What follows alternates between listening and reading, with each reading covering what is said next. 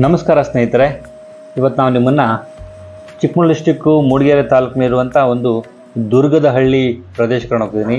ಇದನ್ನು ಯಾರೂ ಕೇಳಿರಲಿಕ್ಕಿಲ್ಲ. ಈ ಒಂದು ಪ್ರದೇಶದಲ್ಲಿ ಹೊಯ್ಸಳರ ಏನು ದೊರೆ ಇದ್ದಾರೆ, ಎರಡನೇ ವೀರಬಲ್ಲಾಳ, ಇಲ್ಲಿ ಒಂದು ಅದ್ಭುತವಾದಂತಹ ಒಂದು ಕೋಟೆಯನ್ನು ಕಟ್ಕೊಂಡು ಇಲ್ಲಿ ರಾಜ್ಯಭಾರ ಮಾಡ್ತಿದ್ರು. ಹೀಗೆ 1000 ವರ್ಷಗಳ ಹಳೆಯದಂಥ ಕೋಟೆ ಇಂದು ಯಾವುದೂ ಕೂಡ ಇಲ್ಲಿ ಕಾಣಲು ಸಿಗುವುದಿಲ್ಲ. ಆದರೂ ಕೂಡ ಪ್ರವಾಸಿಗರು ಅಳಿದುಳಿದ ಭಾಗವನ್ನು ನೋಡಲು ಬರ್ತಿದ್ದಾರೆ. ಇಲ್ಲಿ ಪ್ರಕೃತಿ ಸೌಂದರ್ಯ ತುಂಬ ಅದ್ಭುತವಾಗಿದೆ. ಈ ದೇವಸ್ಥಾನದ ಸೌಂದರ್ಯವನ್ನು ನೋಡ್ಕೊಂಬರೋಣ, ಇಲ್ಲಿ ವಿಶೇಷ ತಿಳ್ಕೊಂಬರೋಣ. ಇಲ್ಲಿ ಒಂದು ಕಾಲಭೈರೇಶ್ವರ ದೇವಾಲಯ ಈ ಪ್ರದೇಶದಲ್ಲಿ ಇದೆ.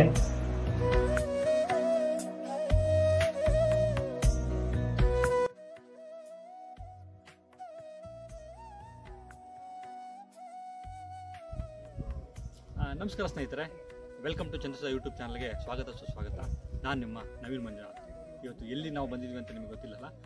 ಇದು ಒಂದು ಮೂಡಿಗೆರೆ ತಾಲೂಕು ದುರ್ಗದ ಹಳ್ಳಿ ಒಂದು ಕೋಟೆ ಏನಿದೆ, ಇದು ಹೊಯ್ಸಳ ದೊರೆ ಬಲ್ಲಾಳ ರಾಯ ದುರ್ಗ ಬಳ್ಳಾರಾಯ ಏನಿದ್ದಾರೆ, ಆ ಒಂದು ರಾಜರು ಈ ಒಂದು ದೇವಸ್ಥಾನ, ಇಲ್ಲೊಂದು ಕಾಲಭೈರೇಶ್ವರ ದೇವಸ್ಥಾನ ಇದೆ. ನಾನು ನಿಮಗೆ ಲಾಸ್ಟ್ ವೀಡಿಯೋದಲ್ಲಿ ಹೇಳಿದಾಗೆ, ಬೆಟ್ಟದ ಭೈರೇಶ್ವರಲ್ಲಿ ಹೇಳಿದಾಗೆ, ಅಷ್ಟ ಭೈರವ ದೇವಾಲಯ ಏನಿದೆ, ಆ ಅಷ್ಟಭೈರವ ದೇವಾಲಯದಲ್ಲಿ ಇದು ಬಲ್ಲಾಳ ರಾಯನ ದುರ್ಗದಲ್ಲಿರುವಂಥ ಒಂದು ಕಾಲಭೈರೇಶ್ವರ ದೇವಾಲಯ. ಇದನ್ನು ಘಾಟಿ ಭೈರೇಶ್ವರ ಅಂತಲೇ ಹೇಳ್ತಾರೆ. ಇವತ್ತು ನಾನು ನಿಮಗೆ ಘಾಟಿ ಭೈರೇಶ್ವರ ದೇವಸ್ಥಾನವನ್ನು ತೋರಿಸ್ತೀನಿ. ಅದಕ್ಕಿಂತ ಮೊದಲು ಏನು ಅಂದರೆ, ಈ ಒಂದು ಪ್ರದೇಶ ಎಷ್ಟು ಅದ್ಭುತವಾಗಿದೆ ಅಂದರೆ, ಇಲ್ಲಿ ಅದ್ಭುತವಾದ ಒಂದು ಕೋಟೆ ಇದೆ. ಈ ಕೋಟೆಯನ್ನು ಹಿಂದಿನ ಕಾಲದಲ್ಲಿ ರಾಜರು ಕೋಟೆಗಳನ್ನ ಗುಡ್ಡಗಾಡುಗಳಲ್ಲಿ ಕಟ್ತಾ ಇದ್ರು. ಆ ಗುಡ್ಡಗಾಡಲ್ಲಿ ಇಲ್ಲೊಂದು ದೊಡ್ಡ ಅದ್ಭುತ ಕೋಟೆ ಇದೆ. ಇದು 1509 ಅಡಿ ಮೀಟ್ರು ಉದ್ದ ಇದೆ ಅಂತ ಹೇಳ್ತಾರೆ. ಇಲ್ಲಿಗೆ ತುಂಬ ಟ್ರೆಕ್ಕಿಂಗರ್ ಬರ್ತಾರೆ. ನೀವು ಗೂಗಲ್ ಮ್ಯಾಪ್ ನೋಡ್ರೆ ಗೊತ್ತಾಗುತ್ತೆ. ನಾನು ಗೂಗಲ್ ಡಿಸ್ಕ್ರಿಪ್ಷನ್ ಕೂಡ ಡಿಸ್ಕ್ರಿಪ್ಷನ್ ಹಾಕಿರ್ತೀನಿ, ಲೊಕೇಶನ್ ಹಾಕಿರ್ತೀನಿ, ದಯವಿಟ್ಟು ನೋಡಿ. ಯಾರೋ ಈ ಕಡೆ ಬಂದಾಗ ಈ ಒಂದು ಕಾಲಭೈರೇಶ್ವರ ದೇವರ ದರ್ಶನ ಮಾಡಿ ಇಲ್ಲಿಯ ಪ್ರಮುಖರನ್ನು ಮಾತಾಡಿಸೋ ಪ್ರಯತ್ನ ಮಾಡೋಣ. ಇಲ್ಲಿ ಆಡಳಿತ ಮಂಡಳಿ ಹೇಗೆ ಕೆಲಸ ಮಾಡುತ್ತೆ, ಇಲ್ಲಿಯ ಇತಿಹಾಸ ಏನು, ಇಲ್ಲಿ ಯಾವ ಥರ ಇದೆ ಅನ್ನೋದನ್ನು ನಾನು ನಿಮಗೆ ಹೇಳ್ತೀನಿ. ಅವ್ರನ್ನ ಕೇಳುವ ವಿಚಾರ ಹೇಗೆ ಹೇಳ್ತಾರೆ, ಪ್ರಮುಖರು ಹೇಗೆ ಹೇಳ್ತಾರೆ ಅಂತ ಕೇಳುವ. ಇವತ್ತು ನಾವು ಘಾಟಿ ಭೈರೇಶ್ವರ ದೇವಾಲಯ, ಇದು ದುರ್ಗದಳ್ಳಿ ಹತ್ರ ಇದೆ. ಮೂಡಿಗೆರೆ ತಾಲೂಕು, ಚಿಕ್ಕಮಗಳೂರು ಡಿಸ್ಟಿಕಲ್ಲಿ ಈ ದುರ್ಗದಲ್ಲಿ ಇದೆ. ಇದು ಇಲ್ಲಿದ ನೀವು ಹೊರನಾಡು ಮತ್ತು ಹೋಗುವ ದಾರಿಯಲ್ಲಿ, ಹೊರನಾಡಿಗೆ ಹೋಗೋ ದಾರಿಯ ಮಧ್ಯದಲ್ಲಿ ಈ ಒಂದು ಪ್ರದೇಶ ಬರುತ್ತೆ. ಅದು ಅಚ್ಚುಕಟ್ಟಾದಂಥ 4 ವೀಲರ್ ಆರಾಮಾಗಿ ಈ ದಾರಿಯಲ್ಲಿ ಬರ್ಬೋದು. ಇವತ್ತು ಒಂದು ಕಾಲಭೈರೇಶ್ವರ ದೇವಾಲಯದಿಂದ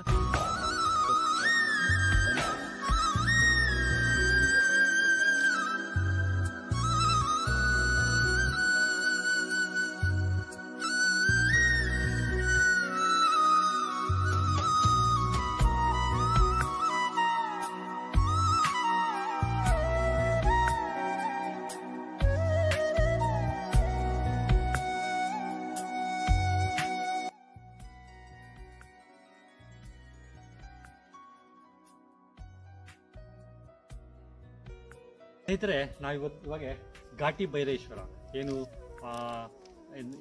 ಕಾಲಭೈರೇಶ್ವರ ಹೇಳಿದ್ನಲ್ಲ, ಘಾಟಿ ಭೈರೇಶ್ವರ ಈ ದೇವಸ್ಥಾನದ ಮುಂದೆ ಇದ್ದೀವಿ. ಇದು ವೀರಬಲ್ಲಾಳ ಹೊಯ್ಸಳ ದೊರೆ 12ನೇ ಶತಮಾನದಲ್ಲಿ ವೀರಬಲ್ಲಾಳ ಹೊಯ್ಸಳರ ದೊರೆ ಇರಿದ್ದಾರೆ. ಅವರ ಹೆಂಡತಿ ಇವು ದೇವಾಲಯವನ್ನು ಕಟ್ಟಿಸಿದ್ದಾರೆ ಅಂತ ಹೇಳ್ತಾರೆ. ಇದು ದ್ರಾವಿಡ ಶೈಲಿ ಇದೆ. ತುಂಬ ಹಳೆಯದಾದಂತಹ ಕಲ್ಲುಗಳನ್ನು ಉಪಯೋಗಿಸಿ ಮಾಡಿದರೆ, ಇದು ಸಾಮಾನ್ಯ 12ನೇ ಶತಮಾನ ಆದ್ದರಿಂದ ಸ್ವಲ್ಪ ಅದು ಶಿಥಿಲಾವಸ್ಥೆಯಲ್ಲೇ ಇದೆ. ಆದರೆ ಇತ್ತೀಚೆಗೆ ಇಲ್ಲಿನ ಪ್ರಮುಖರೆಲ್ಲ ಸೇರಿ ಇದನ್ನು ಸ್ವಲ್ಪ ಜೀರ್ಣೋದ್ಧಾರ ಮಾಡಿ ಹಳೆಯ ಒಂದು ಕಲೆಗಳನ್ನು ಹಾಗೆ ಉಳಿಸ್ಕೊಂಡಿದ್ದಾರೆ. ಇದಕ್ಕೆ ತುಂಬ ಶ್ರಮ ಪಟ್ಟಿದ್ದಾರೆ. ಯಾಕಂದರೆ ತುಂಬ ಕಾಡಲ್ಲಿ ಗುಡ್ಡಗಳ ಎಂಟ್ರಿ ನೀವು ಕೋಟೆ ಹೋಗ್ತೀವ, ಕೋಟೆ ಎಂಟ್ರಿಯಲ್ಲೇ ಒಂದು ಕೆಳಭಾಗದಲ್ಲೇ ಇರುವಂಥ ಒಂದು ಈ ಕಾಲಭೈರೇಶ್ವರ ದೇವಾಲಯ. ಈ ಒಂದು ದೇವಾಲಯದಲ್ಲಿ ತುಂಬ ಅದ್ಭುತಗಳಿದೆ. ಇಲ್ಲಿ ಮೈಸೂರು ಮಹಾರಾಜರು ಸಹ ಇಲ್ಲಿ ಭೇಟಿ ಕೊಟ್ಟಿದ್ರು ಅಂತ ಹೇಳ್ತಾರೆ. ಜೊತೆಗೆ ಇಲ್ಲಿ ತುಂಬ ಆಚಾರ ವಿಚಾರಗಳು ಮಾಡ್ತಾಯಿದ್ರು.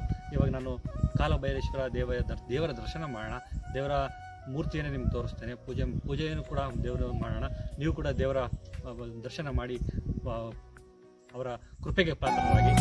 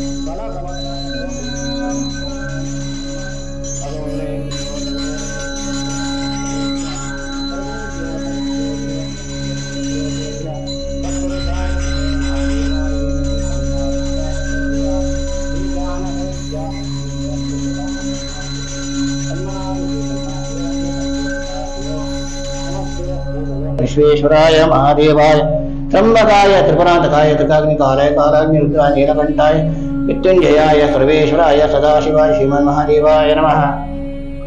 मृत्युंजय कालभैरव स्वामिने नमः। मंगलनिराजनाख्यं कर्म करिष्ये सर्वमंगलमांगल्ये शिवे सर्वार्थसाधके शरण्ये त्र्यंबके गौरी नारायणी नमोस्ते। महादेवताभ्यो नमः। यंबावसीदवक्तवत्सरे प्रसादं कुरु मे देवी दुर्गे देवी नमोस्तुते। शरणागतदीनाथ परित्राणपरायणे सर्वशार्थिहरे देवी नारायणी नमोस्तुते। सपरिवाರದ ಕಾಲವೇ ಸ್ವಾಮಿನೇ ನಮಃ। ಮನಸೋದಿತ ಪ್ರಾರ್ಥನಂ ಸಮರ್ಪಯಾಮಿ ದೀನಾರ್ಥ ಪರಿಹಾರ್ತಿಹರೇ ದೇವಿ ನಾರಾಯಣಿ ನಮೋಸ್ತುತೆ। ಯಾನಿ ಕಾನಿ ಚ ಪಾಪಾನಿ ಜನ್ಮಾಂತಕತಾನಿ ತಾನಿ ತಾನಿ ದಶ್ಯಂತೆ ಪ್ರದಕ್ಷಿಣಾಪದಭೇ ಪಾಪಂ ಪಾಪಕರ್ಮ ಪಾಪನವಾಪುಂಬ ಪ್ರಾಯಮಾಕವ್ಯಾ ದೇವ ಶರಣಾಗತವತ್ಸರ अन्यथा क्षणं नास्ति तमेव शरणं मम। कालभैरवेश्वर कालातीतादिमे तन्नो कालभैरव तन्नो कालभैरव प्रचोदयात्। गुरुभ्यो नमः। महागणपतिये नमः। ಶ್ರೀ ಕಾಲಭೈರವ ಸ್ವಾಮಿನೇ ನಮಃ। ಮೇಲ್ಪಾಲ್ ಅಂತ ಹೇಳಿ ಆ ಊರಿಂದ ಬರ್ತಾ ಇದ್ದೇನೆ. ಗ್ರಾಮದಿಂದ ಬಂದು ಇಲ್ಲಿ ಒಂದು 25 ಕಿಲೋಮೀಟರ್ ಆಗುತ್ತೆ ಇಲ್ಲಿಗೆ. ಅಪ್ ಆ್ಯಂಡ್ ಡೌನ್ 50 ಕಿಲೋಮೀಟರ್ ಆಗುತ್ತೆ. ಅಲ್ಲಿಂದ ಬಂದು ಕಾಲಭೈರವ ಸ್ವಾಮಿ ಬೆಳಿಗ್ಗೆ ಒಂದು 9 ಗಂಟೆಯಿಂದ 11 ಗಂಟೆವರೆಗೆ ಬಂದು ದೇವರಲ್ಲಿ ಯಥಾಶಕ್ತಿ ಪೂಜೆ ಮಾಡಿಕೊಂಡು ಬಂದ ಭಕ್ತರಿಗೆ ಹಣ್ಣುಕಾಯಿ ಮಾಡಿಕೊಟ್ಟು ದೇವರನ್ನು ನಡ್ಕೊಂಬಂದ ನಂತರ ಸುಮಾರು ಇತಿಹಾಸ 1100 ವರ್ಷದ ಇತಿಹಾಸ ಇರ್ಬೋದು ದೇವಸ್ಥಾನಕ್ಕೆ. ಅದರಂತೆ ಎಲ್ಲರೂ ಬಂದು ಊರಿನವರು ಗ್ರಾಮಸ್ಥರೆಲ್ಲ ನಡ್ಕೊಳ್ತಿದ್ದಾರೆ. ನಡ್ಕೊಳ್ಳೋಂಥ ದೇವರು ಇಲ್ಲಿ ಬಂದಂಥ ಬೇಡಿಕೊಂಡಂಥ ಭಕ್ತರಿಗೆಲ್ಲ ಸಹ ಇವರು ಅನುಗ್ರಹ ಮಾಡಿಕೊಟ್ಟು ಎಲ್ಲರನ್ನ ಸಹ ಒಳ್ಳೆಯ ರೀತಿ ಉತ್ತರೋತ್ತರ ಗ್ರಾಮವನ್ನು ಕ್ಷೇಮವಾಗಿ ಉತ್ತರೋತ್ತರ ಅಭಿವೃದ್ಧಿಯಾಗಿ ಕಾಪಾಡಿಕೊಡ್ತಾ ಬಂದಿದ್ದಾರೆ ಕಾಲಭೈರವ ಸ್ವಾಮಿಯು. ಅದರಂತೆ ನಾವು ಬಂದ ಟೂರಿಸ್ಟ್ನವರು ಎಲ್ಲರೂ ಸಹ ಏನು ಪ್ರಾರ್ಥನೆ ಉಂಟು ಅವರ ಇಚ್ಛೆಯ ಅನುಸಾರ ಆ ದೇವರು ಪ್ರಾರ್ಥನೆ ಮಾಡಿ ಒಳ್ಳೆಯ ರೀತಿ ಪ್ರಸಾದನ ಕೊಟ್ಟು ಗಂಧ ಪ್ರಸಾದ ಕೊಟ್ಟಂಥ ರೀತಿಯಲ್ಲಿ ಒಳ್ಳೆಯ ರೀತಿ ಕಾಪಾಡಿಕೊಟ್ಟು ದೇವರು ಒಳ್ಳೆಯ ವಿದ್ಯಾ ಬುದ್ಧಿ ಬಲ ಆಯುಷ ಎಲ್ಲರಿಗೂ ಸಹ ಉತ್ತರೋತ್ತರ ಅಭಿವೃದ್ಧಿ ಆಗುವಂತೆ ಕಾಪಾಡಿಕೊಡ್ತಾ ಇದ್ದಾರೆ. ಈ ಗ್ರಾಮ ಸುಮಾರು 400-350 ಮನೆ ಜಾಸ್ತಿ ಉಂಟು. ಎಲ್ಲರೂ ಸಹ ಇದನ್ನು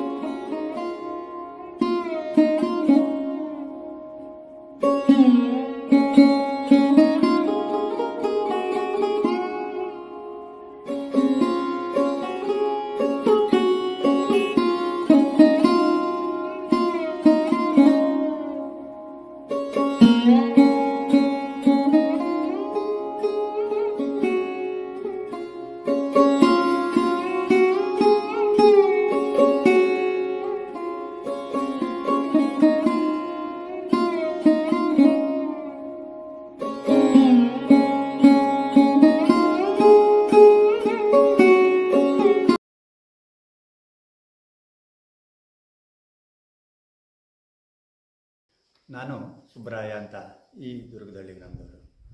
ಈ ದೇವಸ್ಥಾನ ಕಾಲಭೈರವ ದೇವಸ್ಥಾನ ಸುಮಾರು 1000 ವರ್ಷದ ಇತಿಹಾಸ ಇರುವಂಥ ದೇವಸ್ಥಾನ. ಇದನ್ನು 2ನೇ ವೀರಬಲ್ಲಾಳ ರಾಜರು ಕಟ್ಟಿಸಿದ್ರು ಅಂತ ಸುಮ್ಮನೆ ನಮ್ಮ ಹಿರಿಯರು ಹೇಳ್ಕೊಂಡು ಹೋಗ್ತಿದ್ರಲ್ಲ, ಹಾಗೆ ನಮಗೂ ಹಿರಿಯರು ಹೇಳಿದ್ದನ್ನು ನೆನಪು ಬಿಟ್ಟರೆ ಈ ಬಗ್ಗೆ ಯಾವುದೇ ಪುಸ್ತಕ ಆಧಾರ ಮತ್ತೊಂದು ಗೊತ್ತಿಲ್ಲ, ಯಾವುದೇ ಬುಕ್ಕಲ್ಲೂ ಬರೆದಿದ್ದಿಲ್ಲ. ಹಾಗೆ ಹೇಳಿ ಮುಂದೆ ಬಂದಿತ್ತು. ಹಿಂದೆ ಭಾಳ ಕಷ್ಟದಲ್ಲಿ ಬಂದು ಈ ದೇವಸ್ಥಾನನ ಪೂಜೆ ಪುರಸ್ಕಾರಗಳು ನಡ್ಕೊಂಡು ಬಂದಿತ್ತು. ಹಿಂದೆ ಭಾರಿ ಮಳೆನಲ್ಲಿ ದಾರಿ ತಿರುಗಾಡೋಕ್ಕೊಂದು ದಾರಿ ಬಿಟ್ಟರೆ ಆ ಕಾಲದಲ್ಲಿ ಇಲ್ಲಿ ಪೂಜೆ ಮಾಡೋ ಭಟ್ರಿಗೆ ಇಲ್ಲಿ ನೋಡ್ಕೊಳ್ಳೋಂಥ ಮ್ಯಾನೇಜ್ಮೆಂಟಿಗೆ ಭಾಳ ಕಷ್ಟ ಆಗಿತ್ತು. ಆ ಕಷ್ಟದಲ್ಲೂ ಈ ದೇವಸ್ಥಾನನ ಉಳಿಸಿ ಬೆಳೆಸ್ಕೊಂಡು ಬಂದು ಪೂಜೆ ಮಾಡ್ಕೊಂಡು ಹಿರಿಯರು ಬಂದಿದ್ದರು. ಅದನ್ನು ಇವತ್ತು ನಮ್ಮ ತಲೆಮಾರಲ್ಲಿ ನಮ್ಮ ಒಂದು ಟ್ರಸ್ಟಿ ಅಂತ ಮಾಡಿಸ್ಕೊಂಡು ಊರವರು ಸಹಾಯದಿಂದ ನಾವು ಇಲ್ಲಿವರೆಗೂ ನಡೆಸ್ಕೊಂಡು ಹೀಗೆ ಬಂದಿದೆ. ಮುಂದೇನೂ ಒಳ್ಳೆಯದಾಗಲಿ ಅಂತ ಹೇಳಿ ಊರಿಗೂ ನಾವು ಭಗವಂತನ ಕೇಳ್ತೀವಿ. ಆಮೇಲೆ ಈ ದೇವರನ್ನ ನಂಬಿದರೆ ಯಾವುದೇ ಕಾರಣಕ್ಕೂ ದೇವರು ಕೈ ಬಿಡಲ್ಲ. ನಾವು ಸುಮಾರು 1995ರಲ್ಲಿ ಒಂದು ಸಾರಿ ಅದರ ಪ್ರತಿಷ್ಠಾಪನೆ ಹೋಗಿತ್ತು. ಆಗ ನಮ್ಮ ಹಿರಿಯರೆಲ್ಲ ಸೇರಿಕೊಂಡು ಊರಲ್ಲಿ ಈ ಮ್ಯಾನೇಜ್ಮೆಂಟು ಹಿರಿಯರು ಸೇರಿಕೊಂಡು ಅಂತ ಪುನಃ ಪ್ರತಿಷ್ಠಾಪನೆ ಮಾಡಿದ್ರು. ಆಮೇಲೆ ಈ ಊರಿನಲ್ಲಿ ಬಲ್ಗೆ ದುರ್ಗದಲ್ಲಿ 2 ಗ್ರಾಮ, 250-300 ಮನೆ ಒಕ್ಕಲಿಗರು, ಇತರೆ ಮನೆಗಳು ಸೇರಿ ಒಂದು 400 ಮನೆಗಳು ಇರ್ಬೋದು. ಆದರೂ ಕಾಡಲ್ಲಿ ಮಳೆಗಾಲದಲ್ಲಿ ವಿಪರೀತ ಮಳೆ, 200-300 ಇಂಚ್ ಮಳೆ ಆಗ್ತದೆ. ಭಟ್ರಿಗೆ ಇರೋಕ್ಕೂ ಕಷ್ಟವೇ. ಪಕ್ಕದಲ್ಲೇ ಭಟ್ರಿಗೆ ಒಂದು ಮನೆ ಇದೆ, ಇರೋಕ್ಕೂ ಕಷ್ಟ. ಭಟ್ರಿಗೆ ಊರು ಫ್ಲಡ್ ಆಯಿತು, 19ರಲ್ಲಿ ಒಂದು ಸರಿ ಫ್ಲಡ್ ಆಯಿತು. ಭಟ್ರಿಗೆ ಬರೋಕ್ಕೆ ಹೋಗೋಕ್ಕೆ ದಾರಿ ಇಲ್ಲ.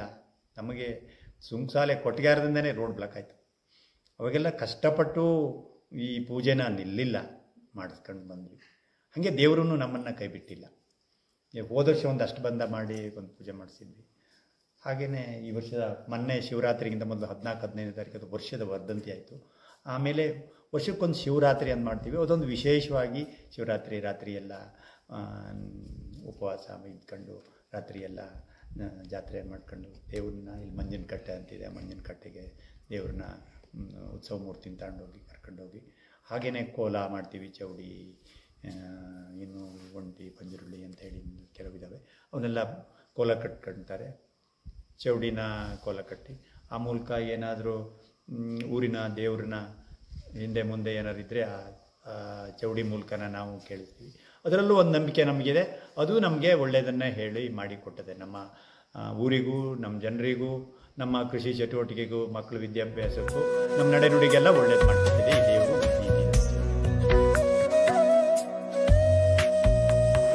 ಗುಡ್ಡಗಳ ನಡುವೆ ಈ ಒಂದು ದೇವಾಲಯ ಈಗಲೂ ಕೂಡ ಎಷ್ಟು ತನ್ನ ಒಳಪನ್ನು ಮೂಡಿಸಿದೆ ಅಂದರೆ ಇಲ್ಲಿಯ ಪ್ರವಾಸಿಗರು ಸದಾ ಈ ಒಂದು ದೇವರ ದರ್ಶನಕ್ಕೆ ಕಾದು ಕುಳಿತು ತುಂಬ ದೂರದಿಂದ ಪ್ರಯಾಣಿಸಿ ಈ ಒಂದು ದೇವರ ದರ್ಶನ ಮಾಡ್ತಾರೆ. ಪ್ರಕೃತಿ ಸೌಂದರ್ಯ ಎಷ್ಟು ಅದ್ಭುತವಾಗಿದೆ. ಈ ಬೇಸಿಗೆ ಕಾಲದಲ್ಲೂ ಈಗ ನೀವು ನೋಡ್ಬೋದು ಎಷ್ಟು ಹಸಿರಾಗಿ ಈ ಒಂದು ದೇವಸ್ಥಾನದ ಸುತ್ತಮುತ್ತ ತಂಪಾದ ಗಾಳಿಯಿಂದ ಕೂಡಿದೆ. ಇದು ಈ ಒಂದು ಕಾರಣದಿಂದನೇ ಹಿಂದೆ ರಾಜ ಮಹಾರಾಜರುಗಳು ಇಂಥ ಒಂದು ಗುಡ್ಡಗಾಡುಗಳಲ್ಲಿ ತಮ್ಮ ಕೋಟೆಗಳನ್ನು ಕಟ್ಕೊಂಡು ರಾಜ್ಯಭಾರ ಮಾಡ್ತಿದ್ರು.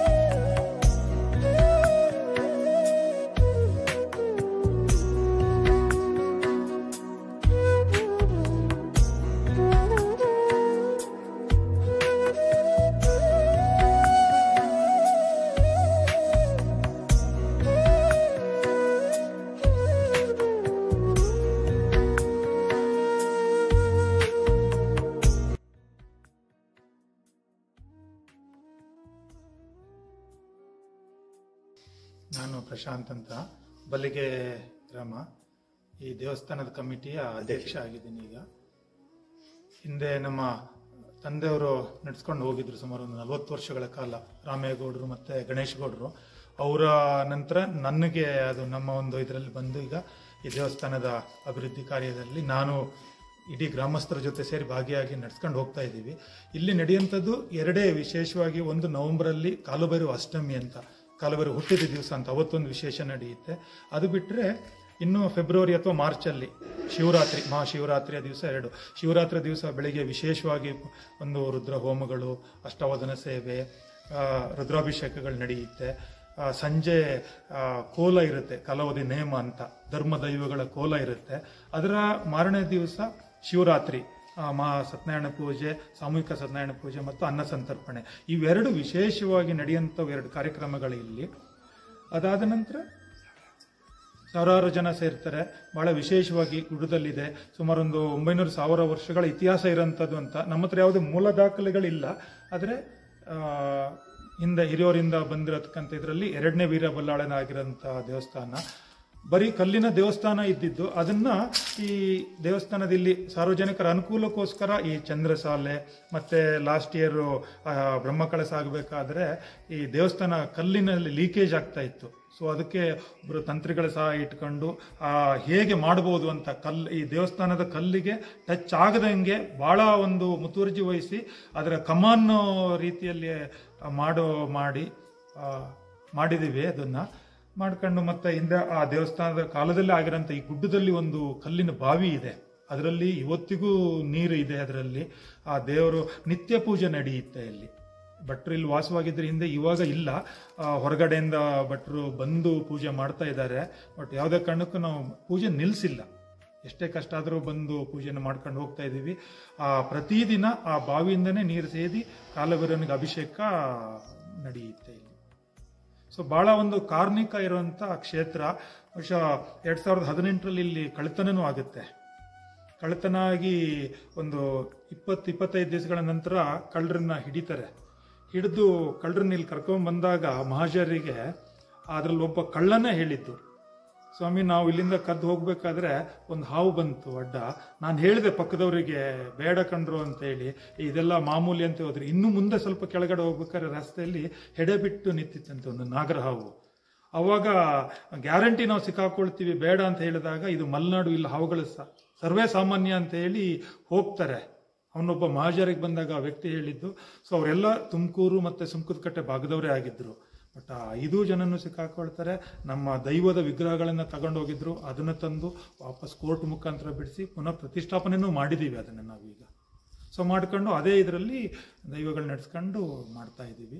ಬಟ್ ಊರವರು ಸಹಕಾರ ಬಹಳ ಚೆನ್ನಾಗಿದೆ. 2 ಗ್ರಾಮ ಬಲಿಗೆ ದುರ್ಗದಳ್ಳಿ, ಆ 2 ಗ್ರಾಮ ಆದರೂ ಬಹಳ ಜನಸಂಖ್ಯೆ ಕಡಿಮೆ ಇದೆ. ಪ್ರವಾಸಿಗರು ಬಹಳಷ್ಟು ಜನ ಬರ್ತಾರೆ. ಅಕ್ಕಪಕ್ಕದಲ್ಲಿ ಬಲ್ಲಾಳರಾಯನ ದುರ್ಗದ ಕೋಟೆ ಇದೆ, ಬಂಡಾಜ ಫಾಲ್ಸ್ ಇದೆ, ರಾಣಿಜರಿ ವ್ಯೂ ಪಾಯಿಂಟ್ ಅಂತ ಬಹಳಷ್ಟು ಬರ್ತಾರೆ. ಆದ್ರೆ ಅವ್ರು ಬಂದು ಅವರ ಉದ್ದೇಶನೇ ಬೇರೆ ಆಗಿದ್ರಿಂದ ದೇವಸ್ಥಾನಗಳಿಗೆ ಮೂಲ ಆದಾಯ ಅಂತ ಅವರು ಪ್ರವಾಸಿಗರಿಂದ ಏನೂ ಇಲ್ಲ. ಬಟ್ 2 ಗ್ರಾಮದವರಿಂದ ಮಾತ್ರ ಆದಾಯ ದೇವಸ್ಥಾನಕ್ಕೆ ಇರಂತ. ಅದರಲ್ಲಿ ಅವರ ಒಳ್ಳೆತನದಲ್ಲಿ ಸಹಾಯ ಮಾಡ್ತಾ ಇದ್ದಾರೆ. ಅದರಲ್ಲೂ ಗ್ರಾಮಸ್ಥರುಗಳಿಂದ ಬಹಳ ಬೆಂಬಲ ಇದೆ ದೇವಸ್ಥಾನದ ವಿಚಾರವಾಗಿ. ಈ ಮೋಸ್ಟ್ಲಿ ಅಭಿವೃದ್ಧಿ ಇಲ್ಲಿ ಆಗಿರೋದು ನೋಡಿದ್ರೆ ನಿಮ್ಗೆ ಗೊತ್ತಾಗ್ಬೋದು ಊರವರ ಹೇಗೆ ಬೆಂಬಲ ಇದೆ. ದೇವಸ್ಥಾನದ ಹೊರಭಾಗದಲ್ಲಿ ಏನು ರಾಜ ಮಹಾರಾಜರು ತಮ್ಮ ಲಾಂಛನವನ್ನ ಅಥವಾ ಪ್ರಾಣಿ ಪಕ್ಷಿಗಳ ಚಿತ್ರಗಳನ್ನ ಕೆತ್ತಿರೋದನ್ನು ಕಾಣ್ಬೋದು.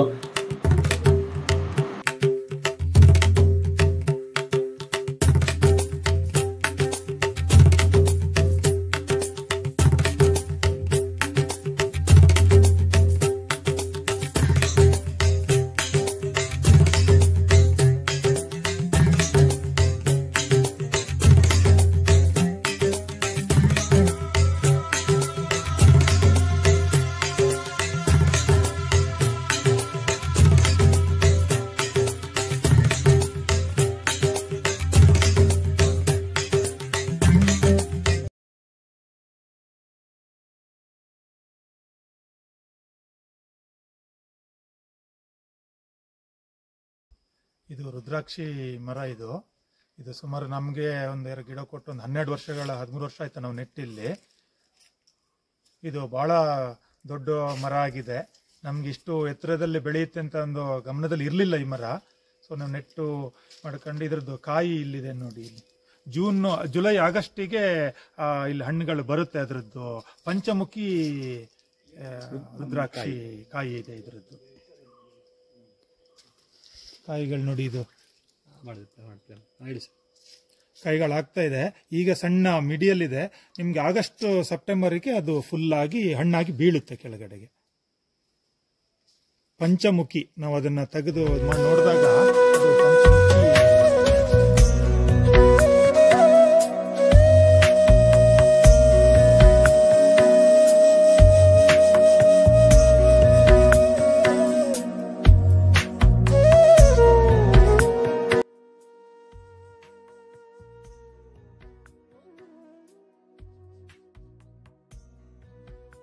ನಾನು ಬಲ್ಗೆ ಗ್ರಾಮ ಬಾಲಕೃಷ್ಣ ಅಂತೇಳಿ. ಇಲ್ಲಿ ಯಾವುದೇ ಪ್ರವಾಸಿಗರು ಯಾವಾಗಲೂ ಶನಿವಾರ ಭಾನುವಾರ ಯಾವಾಗಲೂ ಬರ್ತಾರೆ. ಅವರು ಈ ದೇವಸ್ಥಾನದಲ್ಲೂ ಬಂದು ಇಲ್ಲೂ ಏನು 9 ಗಂಟೆಯಿಂದ 10-10:30ವರೆಗೂ ಭಟ್ರು ಇರ್ತಾರೆ. ಇಲ್ಲೂ ಪೂಜೆ ಇದನ್ನ ನೋಡಿ, ಪೂಜೆನ ದೇವ್ರದ್ದು ಇದನ್ನ ಇದು ಮಾಡ್ಕೊಂಡು ಹೋಗ್ಬೋದು. ಆದರೆ ವಿಶೇಷವಾಗಿ ಏನು ಹೇಳಬೇಕು ಅಂದರೆ, ಇಲ್ಲಿ ಸುತ್ತಮುತ್ತ ದೇವಸ್ಥಾನ ಸುತ್ತಮುತ್ತ ಆಗಿರ್ಬೋದು, ರಾಣಿಜರಿ ವ್ಯೂ ಪಾಯಿಂಟ್ ಆಗಿರ್ಬೋದು, ಪೋರ್ಟು ಮತ್ತು ಬಂಡಾಜೆ ಫಾಲ್ಸ್ ಸುತ್ತಮುತ್ತ ಆಗಿರ್ಬೋದು, ಆದಷ್ಟು ಸ್ವಚ್ಛತೆಯನ್ನು ಕಾಪಾಡಿ, ಪ್ಲಾಸ್ಟಿಕ್ಕು ಇನ್ನಿತರ ವಸ್ತುಗಳನ್ನ, ಮದ್ಯದ ಬಾಟ್ಲ್ಗಳಾಗಿರ್ಬೋದು, ಯಾವುದನ್ನು ಅಲ್ಲಿ ಪರಿಸರನ ಯಾವತ್ತೂ ಹಾಳು ಮಾಡಬೇಡಿ, ಸ್ವಚ್ಛತೆಯನ್ನು ಕಾಪಾಡಿ. ಇಲ್ಲೊಂದು ಸಂಪಿಗೆ ಮರ ಇದೆ ನೋಡಿ, ಇಲ್ಲೊಂದು ಸಂಪಿಗೆ ಮರ, ಅಲ್ಲೊಂದು ಸಂಪಿಗೆ ಮರ.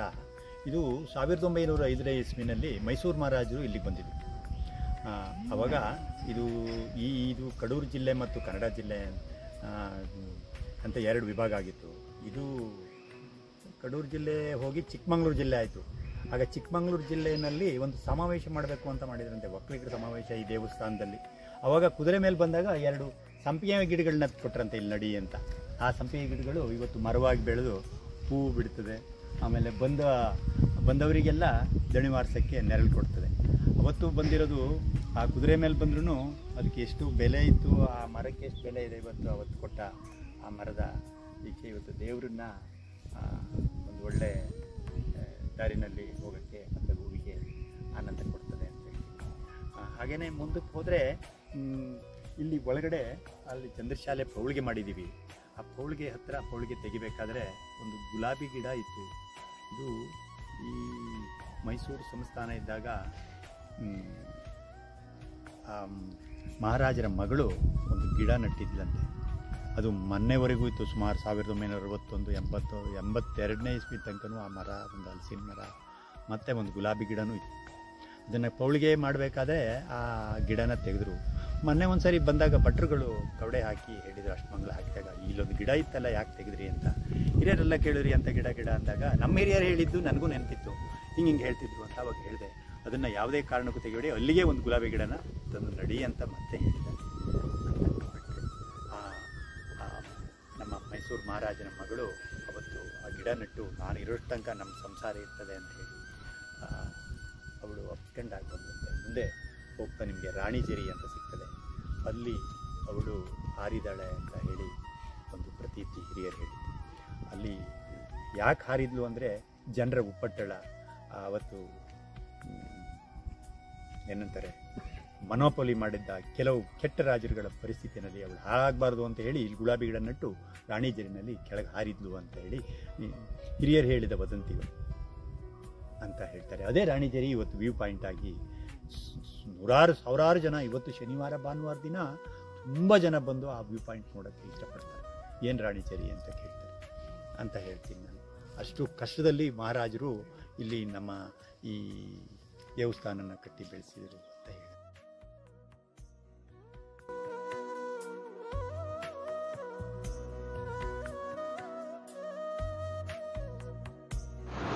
ಮಳೆಗಾಲದಲ್ಲಿ ವಿಪರೀತ ಮಳೆಯಿಂದ ಕೂಡಿದ್ದಂಥ ಈ ಪ್ರದೇಶ ಈ ಬೇಸಿಗೆ ಕಾಲದಲ್ಲೂ ನೋಡಿ ಹೀಗೆ ಸ್ವಚ್ಛಂದವಾಗಿ ತಿಳಿ ನೀರು ಈಗಲೂ ಕೂಡ ಪ್ರತಿ ಕಾಲದಲ್ಲಿ ಕೂಡ ಈ ಒಂದು ಕೊಳದಲ್ಲಿ ನೀರು ತುಂಬಿರುತ್ತದೆ.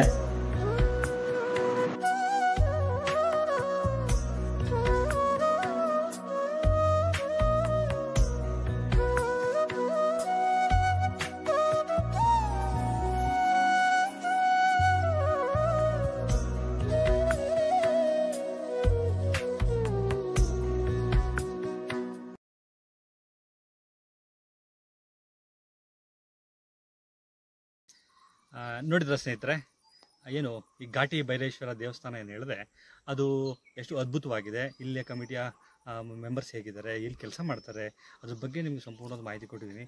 ನೀವೇನಾದರೂ ಈ ಥರ ವೀಡಿಯೋಸನ್ನು ಲೈಕ್ ಮಾಡಿದ್ರೆ ಲೈಕ್ ಮಾಡಿ, ಶೇರ್ ಮಾಡಿ, ಸಬ್ಸ್ಕ್ರೈಬ್ ಮಾಡಿ.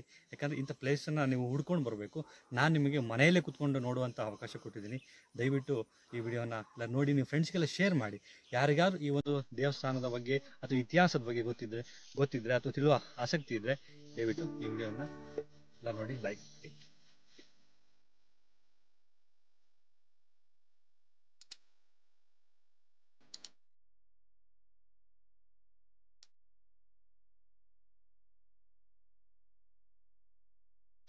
ಇಲ್ಲಿ ರಾಣಿಜರಿ ವ್ಯೂ ಪಾಯಿಂಟ್ ಹೋಗುವ ದಾರಿ ಅಂತ ಹಾಕಿದರೆ, ಈ ಒಂದು ದೇವಸ್ಥಾನದ ಕೆಲವೇ ಕಿಲೋಮೀಟರ್ ದೂರದಲ್ಲಿ ಗುಡ್ಡದ ಮೇಲೆ ಏನು ವೀರಬಲ್ಲಾಳನ ಏನು ಕೋಟೆ ಇದೆ ಅಂತ ಏನು ಹೇಳ್ತಾರೆ, ಆ ಕೋಟೆಯ ಕಡೆ ನಾವು ಪ್ರಯಾಣ ಮಾಡೋದು.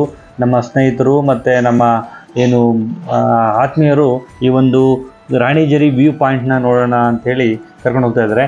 ಇಲ್ಲಿ ಒಂದು ಅದ್ಭುತವಾದ ಸೌಂದರ್ಯ ಏನು, ಈ ಒಂದು ವ್ಯೂ ಪಾಯಿಂಟ್ ನಿಂತ್ಕೊಂಡು ಆಚೆ ನೋಡಿದ್ರೆ ನಮಗೆ ಏನು ದಕ್ಷಿಣ ಕನ್ನಡ ಜಿಲ್ಲೆ ಸಂಪೂರ್ಣವಾಗಿ ಕಾಣುವಂತಹ ದೃಶ್ಯ ಇದೆ.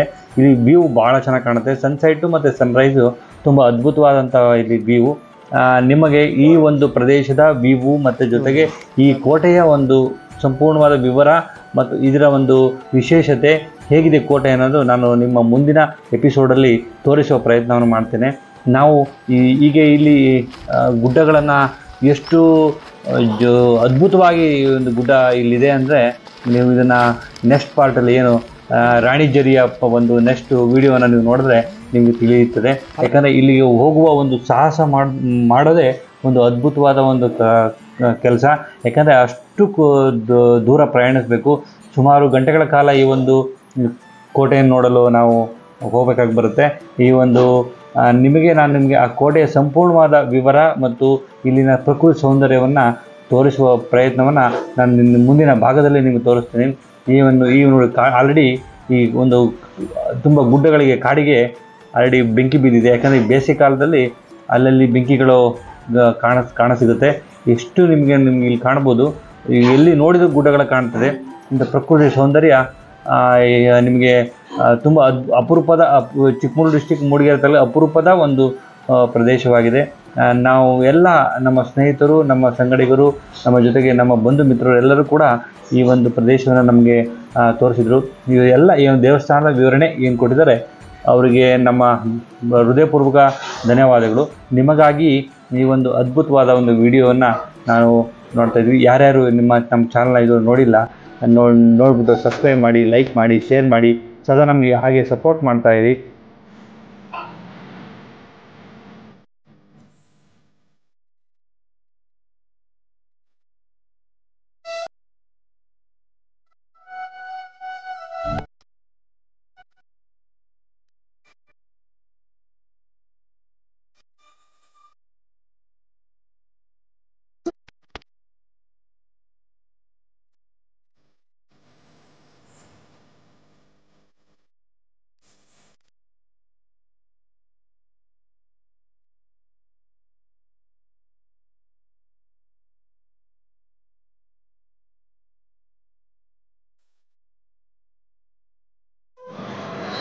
ದಕ್ಷಿಣ ಭಾರತದಲ್ಲಿಯೇ ಈ ಹೊಯ್ಸಳರು ಎಂಥ ಅದ್ಭುತವಾದಂತಹ ಕಲ್ಪನೆ ಇತ್ತು.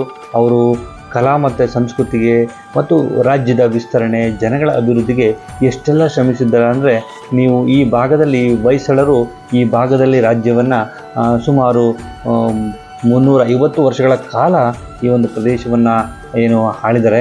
ಇಲ್ಲಿ ಎಷ್ಟೊಂದು ಅದ್ಭುತವಾದಂಥ ಒಂದು ದೇವಸ್ಥಾನಗಳು ನಮಗೋಸ್ಕರ ಬಿಟ್ಬಿಟ್ಟು ಹೋಗಿದ್ದಾರೆ. ಕೋಟೆಗಳು ಸಹ ನೋಡಿ, ಕೋಟೆಗಳ ಅಳಿದುಳಿದ ಭಾಗ ಇದೆಲ್ಲ. ನಾವು ಮುಂದೆ ಈ ಸಾಗುವ ಒಂದು ಪ್ರಯತ್ನವನ್ನು ಮಾಡೋದು. ಆದರೆ ಈ ತುಂಬ ಅತಿಯಾದ ಬಿಸಿಲು ಇರುವುದರಿಂದ ಇಲ್ಲಿ ಮುಂದೆ ಸಾಗಲು ಸಾಧ್ಯವಾಗಿಲ್ಲ ಮತ್ತು ಸಮಯದ ಅಭಾವ ಕೂಡ. ನಂತರ ಈ ಒಂದು ಪ್ರದೇಶದವನ್ನು ಒಂದು ನಿಮಗೆ ತೋರಿಸಲು ಒಂದು ಸರಿಯಾದಂತಹ ಒಂದು ಮಾಹಿತಿಯನ್ನು ಸಂಗ್ರಹಿಸಿ ನಿಮಗೆ ಈ ಕೋಟೆಯ ವಿಚಾರವನ್ನು, ಅದ್ಭುತವಾದಂತಹ ಏನು ವ್ಯೂಸ್ ಏನಿದೆ ಅದನ್ನೆಲ್ಲ ತೋರಿಸುವ ಪ್ರಯತ್ನ ಮಾಡ್ತೀವಿ. ನೀವು ಕೂಡ ಸದಾ ನಮ್ಮ ಚಾನಲ್ ಹಾಗೆ ನೋಡ್ತಾ ಇರಿ. ನಿಮಗೆ ಪ್ರತಿಯೊಂದು ವಿಚಾರವನ್ನು ನಾವು ತಿಳಿಸುವ ಪ್ರಯತ್ನವೇ ನಮ್ಮದಾಗಿರುತ್ತೆ. ನಿಮ್ಮ ಸಪೋರ್ಟು ಸದಾ ನಮ್ಮ ಸಂಜೆ ಯೂಟ್ಯೂಬ್ ಚಾನಲ್ ಮೇಲೆ ಸಿಗಲಿ.